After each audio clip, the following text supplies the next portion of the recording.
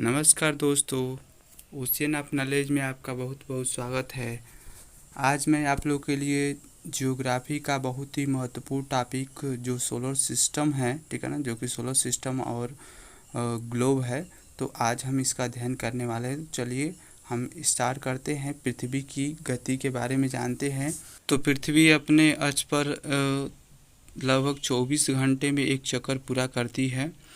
दूसरा देखेंगे कि पृथ्वी अपने अक्ष पर पश्चिम से पूर्व की ओर क्लॉकवाइज, ठीक है ना, पश्चिम से पूर्व दिशा यानी क्लॉकवाइज घूमती है, रोटेट होती है, ठीक है ना। इसके बाद परिभ्रमण गति के कारण दिन रात बनते हैं। ये भी ध्यान देंगे कि पृथ्वी के अपने अक्ष पर परिभ्रमण गति के कारण ही दिन रात बनता है। इसके अलावा मौसम भी चेंज होता है, ठीक है ना। तो ये इतनी बातें याद रखेंगे। इसके अलावा कुछ और भी एक्स्ट्रा फैक्ट है, इसको जानेंगे। पृथ्वी के झुकाव के कारण क्या क्या होता है। तो पृथ्वी के अपने अक्ष पे झुकाव के वजह से ऋतुओं का निर्माण होता है और दिन रात का भी निर्माण होता है, ठीक है ना। तो इतना एक्स्ट्रा फैक्ट याद रखेंगे, इतनी जानकारी पृथ्वी के बारे में। पृथ्वी को नीला ग्रह, ठीक है ना, कहा जाता है और इसका एकमात्र ही यह एक ऐसा मात्र ग्रह है जिस पे जीवन संभव है, ठीक है ना। और पृथ्वी का एक उपग्रह चंद्रमा है, ठीक है ना। तो इसके बाद आगे देखेंगे परिक्रमण गति क्या कहलाता है। रोटेशनल परिक्रमण गति देखेंगे। तो परिक्रमण काल क्या कहलाता है। तो जब सूर्य के चक्कर पृथ्वी लगाती है, जब एक चक्कर पूरा करती है, तो उसे हम परिक्रमण काल कहते हैं, ठीक है ना। ये 365 दिन और लगभग 6 घंटे में, यानी 5 घंटा 48 मिनट और 46 सेकेंड में, यानी कह सकते हैं लगभग 6 घंटे में, 365 दिन और 6 घंटे में सूर्य का एक चक्कर लगाती है। सूर्य की परिक्रमण दीर्घवृत्ताकार परिपथ में करती है और पृथ्वी के अंडाकार मार्ग को हम भूकक्षा कहते हैं। दिन रात का छोटा बड़ा होना इसी परिक्रमण गति की वजह से होता है। इसके अलावा ऋतुओं का परिवर्तन होता है, ठीक है। ऋतुओं का परिवर्तन परिक्रमण गति पर निर्भर करता है। अपसौर और उपसौर की जो स्थिति बनती है, पृथ्वी जब सूर्य से बहुत अधिकतम दूरी पर होता है तो उस स्थिति को अपसौर कहते हैं, और जब पृथ्वी सूर्य से न्यूनतम दूरी पर होता है तो उस स्थिति को हम उपसौर कहते हैं, ठीक है ना। और इसके अलावा वर्षा का बनना, ठीक है ना, भी पृथ्वी के परिक्रमण काल पे निर्भर करता है। जब पृथ्वी सूर्य का चक्कर लगाती है तो इस गति को परिक्रमण काल कहते हैं और इस पे ही ऋतुओं का बनना भी निर्भर करता है। इसके बाद हम बात करेंगे दिन रात का छोटा बड़ा कैसे होता है, दिन रात, और इसके अलावा ऋतु परिवर्तन कैसे होता है, इसके बारे में जानेंगे।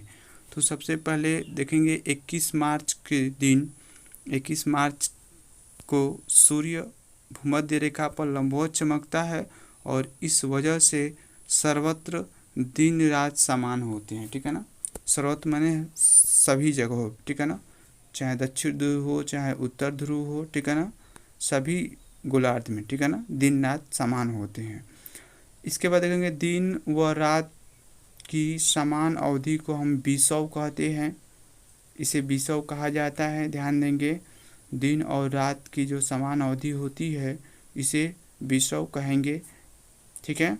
इसके बाद 21 मार्च को वसंत विषुव होता है। ध्यान देंगे कि 21 मार्च को वसंत विषुव होता है, यानी कि रात और दिन दोनों समान अवधि के होते हैं, ठीक है।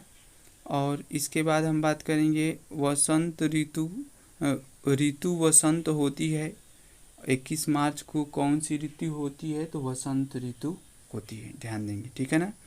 और ध्रुवों पे दिन रात एक साथ उगता है। ध्रुवों पर दिन एक साथ उगता है, चाहे दक्षिणी ध्रुव हो चाहे उत्तरी ध्रुव हो, दोनों पे ध्रुव एक साथ सूर्य निकलते हैं, ठीक है ना, और एक साथ दिन होता है, ठीक है ना। तो इतनी बातें, इतना एक्स्ट्रा फैक्ट याद रखेंगे। इस तरह के क्वेश्चन एग्जाम में बहुत सारे बनते हैं, ठीक है ना। तो इसको अच्छी तरह से याद कर लेंगे और मुझे उम्मीद है कि इस तरह के क्वेश्चन यदि पूछे जाए तो आप निश्चित रूप से सही सही करके आएंगे। ठीक है, जब सूर्य भूमध्य रेखा पर होती है तो उसे विषुव कहते हैं, ध्यान देंगे। जब सूर्य भूमध्य रेखा पर होती है तो उसे विषुव कहते हैं। अब बात करेंगे 21 जून को सूर्य कर्क रेखा पर लंबवत चमकता है। 21 जून को सूर्य कर्क रेखा पर लंबवत चमकता है और इस स्थिति को हम ग्रीष्म अयनांत कहते हैं। ठीक है ना, ग्रीष्म अयनांत कहते हैं इस स्थिति को, जब सूर्य कर्क रेखा पे लंबवत चमकता है तो। ठीक है ना, अब देखेंगे उत्तरी गोलार्ध में ग्रीष्म ऋतु तथा दक्षिण गोलार्ध में शीत ऋतु होता है। ठीक है ना, यानी कि 21 जून को उत्तरी गोलार्ध में ग्रीष्म ऋतु जबकि दक्षिणी गोलार्ध में शीत ऋतु होता है। ठीक है, उत्तरी गोलार्ध का सबसे बड़ा दिन 21 जून को और सबसे छोटी रात 21 जून को होती है।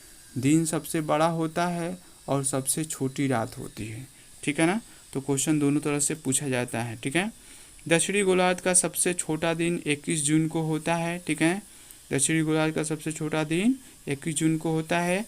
21 जून को सूर्य की किरणें दक्षिण गोलार्ध में 66.5 साउथ पोल, ठीक है ना, तक ही पहुंचती है। दक्षिणी गोलार्ध में 66.5 डिग्री तक ही पहुंच पाती है। अब 23 सितंबर की बात करेंगे तो सूर्य भूमध्य रेखा पर लंबवत चमकता है। 23 सितंबर के दिन सूर्य भूमध्य रेखा पर लंबवत चमकता है और दिन रात 12 घंटे के होते हैं, यानी दिन और रात दोनों बराबर होते हैं। ऋतु की बात करें तो इसमें शरद ऋतु 23 सितंबर को होता है और दोनों ध्रुवों पर एक साथ सूर्य निकलता है, एक साथ दिन निकलता है या उगता है। और 23 सितंबर की बात करें तो 23 सितंबर को शरद विषुव होता है। शरद विषुव होता है 23 सितंबर को। ठीक है, अब हम बात करेंगे 22 दिसंबर की। तो 22 दिसंबर के दिन हमको क्या मुख्य बातें याद रखना है।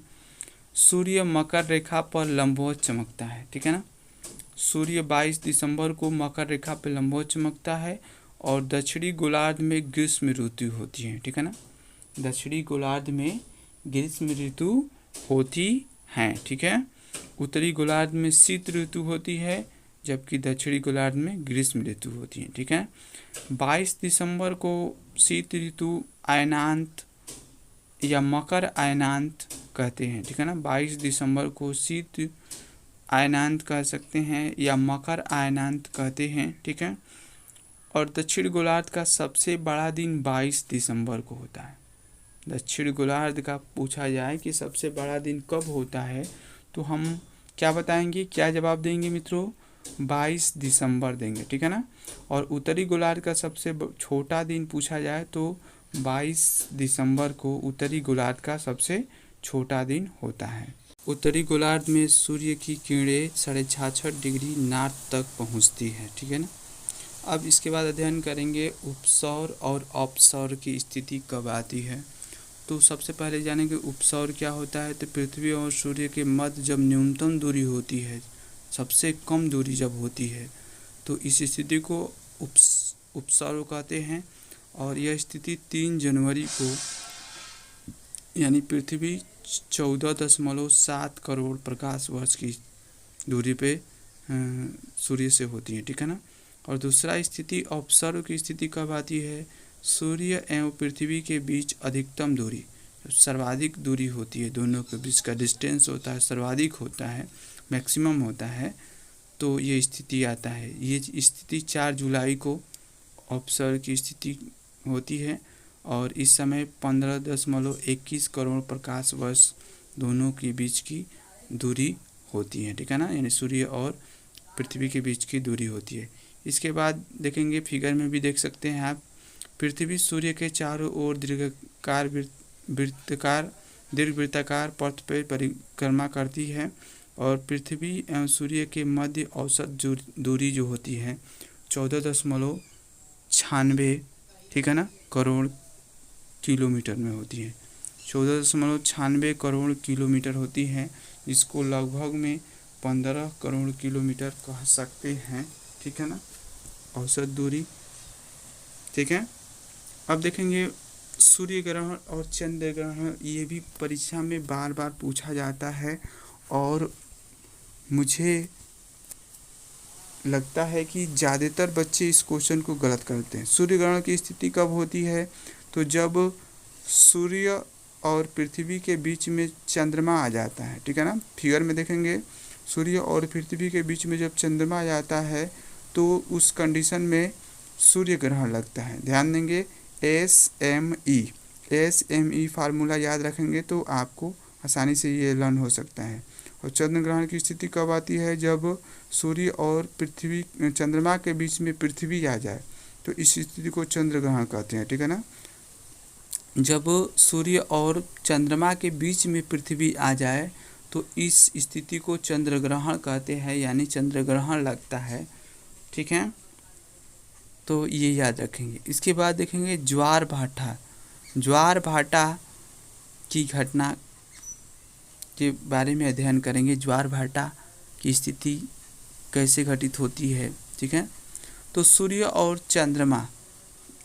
व चंद्रमा की आकर्षण शक्ति के कारण, ठीक है ना, सागरीय जल के ऊपर उठने व गिरने को हम क्या कहते हैं? ज्वार भाटा कहते हैं। ठीक है ना, सूर्य और चंद्रमा की आकर्षण शक्ति के कारण जो सागरीय जल के ऊपर उठने और गिरने की जो स्थिति आती है उसे हम ज्वार भाटा कहते हैं। और 24 घंटे में प्रत्येक स्थान पे, ठीक है ना, 2 बार ज्वार भाटा आता है। प्रत्येक स्थान पे जो 2 बार ज्वार भाटा आता है। ठीक है ना, जब सूर्य पृथ्वी व चंद्रमा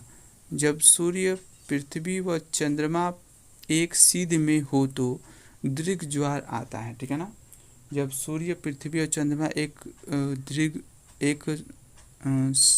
सीध में हो तो दीर्घ ज्वार आता है। पूर्णिमा और अमावस्या को ये स्थिति आती है। पूर्णिमा और अमावस्या के दिन यह स्थिति आती है, यानी दीर्घ ज्वार की स्थिति आती है। ठीक है ना, इसके बाद सूर्य पृथ्वी और चंद्रमा जब समकोण पे होते हैं तो उसे लघु ज्वार कहते हैं और यह 7वीं और 8वीं को होता है। ठीक है ना, यह स्थिति 7वीं और 8वीं को आता है। ठीक है ना, यानी कि लघु ज्वार 7वीं और 8वीं को आता है। यहाँ पे फिगर में आपको दीर्घ ज्वार के बारे में समझाया भी गया है।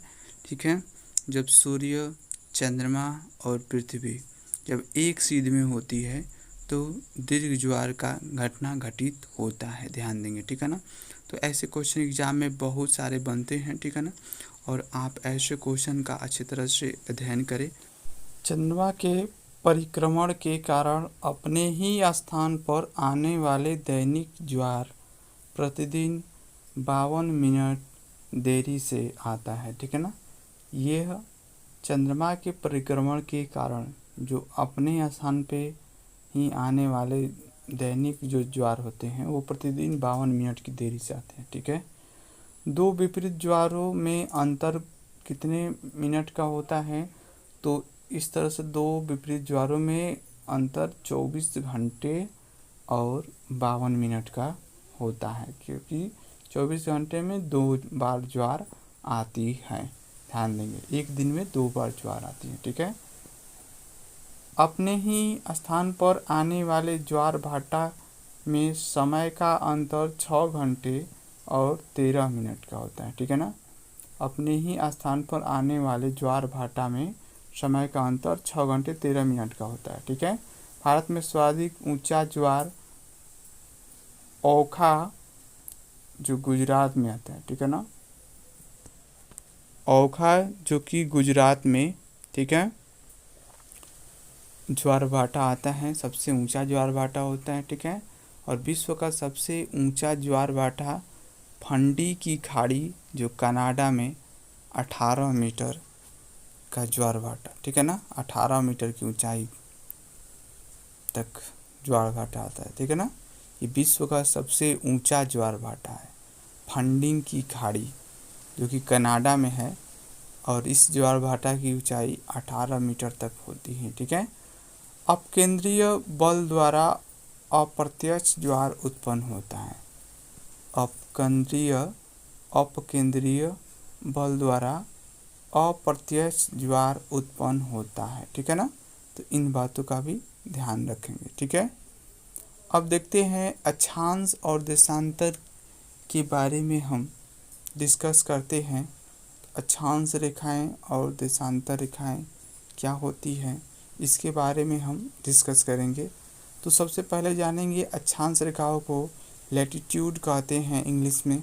ठीक है ना, और भूमध्य रेखा के उत्तर या दक्षिण स्थित किसी भी स्थान की भूमध्य रेखा से कोणीय दूरी को उस स्थान का अक्षांश कहा जाता है। ठीक है ना, भूमध्य रेखा के उत्तर या दक्षिण में स्थित किसी भी स्थान की भूमध्य रेखा से कोणीय स्थिति को उस स्थान का अक्षांश कहा जाता है। ठीक है ना, इसके बाद ध्यान देंगे कि एक अंश में 60 मिनट, ठीक है, और 1 मिनट में 60 सेकंड होता है। ये तो हम जानते हैं, ऑलरेडी जानते हैं कि एक अंश में 60 मिनट और जबकि 1 मिनट में 60 सेकंड होता है। उत्तरी गोलार्ध में उत्तरी अक्षांश और दक्षिणी गोलार्ध में दक्षिणी अक्षांश। ठीक है ना, उत्तरी गोलार्ध में उत्तरी अक्षांश और तथा दक्षिणी गोलार्ध में दक्षिणी अक्षांश। एक डिग्री अक्षांश के मध्य 111.13 किलोमीटर की दूरी होती है। यानी कि एक अक्षांश के मध्य की जो दूरी देखेंगे तो 111.13 किलोमीटर की दूरी होती है, ध्यान देंगे। ठीक है, इसके बाद कुल संख्या यानी अक्षांशों की कुल संख्या देखी जाए तो कुल 180 अक्षांश हैं, 180 डिग्री की अक्षांश है। ठीक है, अक्षांशों की ये संख्या है। और कुल वृत्तों की संख्या देखा जाए ग्लोब पे तो 100 अक्षांशों के द्वारा जो वृत्त बनाए जाते हैं वो 179 हैं। ठीक है, और सबसे बड़ा वृत्त बनाने वाला अक्षांश रेखा विषुवत या भूमध्य रेखा होता है। ठीक है ना, 0 डिग्री पर भूमध्य रेखा, तो इसमें ध्यान देंगे कि भूमध्य रेखा के ध्रुवों की ओर जाने पर तापमान घटता है। भूमध्य रेखा से ध्रुवों की ओर जाने पर तापमान घटता है। तो इसमें सबसे पहले भूमध्य रेखा पे 0 डिग्री की ओर दक्षिणी अमेरिका पड़ता है और दक्षिण अमेरिका के अंतर्गत ये इक्वेडोर, कोलंबिया, ब्राज़ील आदि देश आते हैं। ठीक है ना, और इसके अलावा दक्षिणी अफ्रीका के कांगो, गेबोन, कांगो गणराज्य, युगांडा, केनिया, सोमालिया ये सभी पड़ते हैं। और एशिया में इंडोनेशिया आदि पड़ते हैं। ठीक है ना, जो 0 डिग्री भूमध्य रेखा के इर्द गिर्द हैं। ठीक है, इसके बाद देखेंगे कर्क रेखा। कर्क रेखा 23.5 डिग्री उत्तरी अक्षांश से होकर गुजरती है। ठीक है ना, 23.5 डिग्री उत्तरी अक्षांश पे स्थित है और इसके आसपास स्थित जो कर्क रेखा पे स्थित जो देश हैं जैसे उत्तरी अमेरिका हुआ, उत्तरी अमेरिका का मैक्सिको कर्क रेखा पे पड़ता है। अफ्रीका का मोरक्को, मोरिटानिया, माली, बल्गेरिया, लीबिया और मिस्र। ठीक है ना, ये सभी अफ्रीका के जो कंट्री हैं वो सब पड़ते हैं इस कर्क रेखा पे। ठीक है, और इसके अलावा एशिया के संयुक्त अरब, UAE, Oman, Bharat, Bangladesh, Myanmar, चीन, ताइवान, इन सब से होकर के कर्क रेखा गुजरती हैं। ठीक है ना, ये सब की कर्क रेखा पे स्थित देश हैं। ठीक है, अब देखेंगे मकर रेखा। मकर रेखा 23.5 डिग्री दक्षिणी अक्षांश पे स्थित है। ठीक है ना, दक्षिणी अक्षांश में स्थित है और दक्षिणी अमेरिका के चिली, अर्जेंटीना, पाराग्वे और ब्राज़ील, ये सब शहर पड़ते हैं, सब देश इसमें पड़ते हैं, ठीक है ना, तो ध्यान रखेंगे। दक्षिणी अफ्रीका में Namibia, Botswana, south Africa, Mozambique और मेडागास्कर, ये सभी पड़ते हैं, ठीक है ना, जो कि मकर रेखा के इर्द गिर्द हैं। इसके अलावा ऑस्ट्रेलिया से होकर भी मकर रेखा गुजरती है, ठीक है ना। और इसके बाद ध्यान देंगे कि एकमात्र महाद्वीप जहाँ से तीनों रेखाएं गुजरती है, ऐसा महाद्वीप जिनसे तीनों रेखाएं होकर गुजरती है, अफ्रीका महाद्वीप कहलाता है। नोट में ध्यान देंगे कि भूमध्य रेखा को 2 बार काटने वाले नदी कौन सी है, तो कांगो नदी है। और मकर रेखा को 2 बार काटने वाली नदी लिम्पोपो नदी है। और कर्क रेखा को 2 बार काटने वाली नदी महानदी है। तो इतनी बात जरूर आप याद रखेंगे। इसके बाद हम देखते हैं कर्क रेखा भारत के मध्य से 8 राज्यों से होकर के गुजरती है, भारत के मध्य से गुजरती है और ये 8 राज्यों से होकर गुजरती है। और इसको कैसे याद रखा जा सकता है, देखेंगे छत्तीसगढ़, मध्य प्रदेश, गुजरात, ठीक है, बंगाल, पश्चिम बंगाल, त्रिपुरा, झारखंड और मिजोरम, इन 8 राज्यों से होकर के गुजरती है।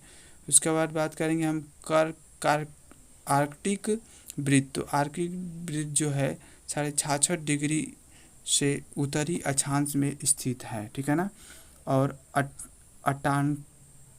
अंटार्कटिका वृत्त जो है, अंटार्कटिका वृत्त जो है 66.5 डिग्री दक्षिण अक्षांश में स्थित है, ठीक है ना। कितने डिग्री अक्षांश पर अक्षांश रेखाएं एक बिंदु में दिखाई देती है, तो 90 डिग्री उत्तरी व दक्षिणी ध्रुवों पर, ठीक है ना। कितने डिग्री अक्षांश पे अक्षांश रेखाएं डिग्री पर अक्षांश रेखाएं एक बिंदु में दिखाई देती है, तो 90 डिग्री उत्तरी व दक्षिणी ध्रुवों पर एक अक्षांश में दिखाई देती हैं, अक्षांश रेखाएं दिखाई देती हैं, ठीक है ना। तो इतनी सारी बातें याद रखेंगे। तो आज के वीडियो में बस इतना ही। Thank you very much for watching my video. और मैं अगले दिन नेक्स्ट वीडियो लेकर के आऊँगा, जो कि इसका अगला पार्ट होगा।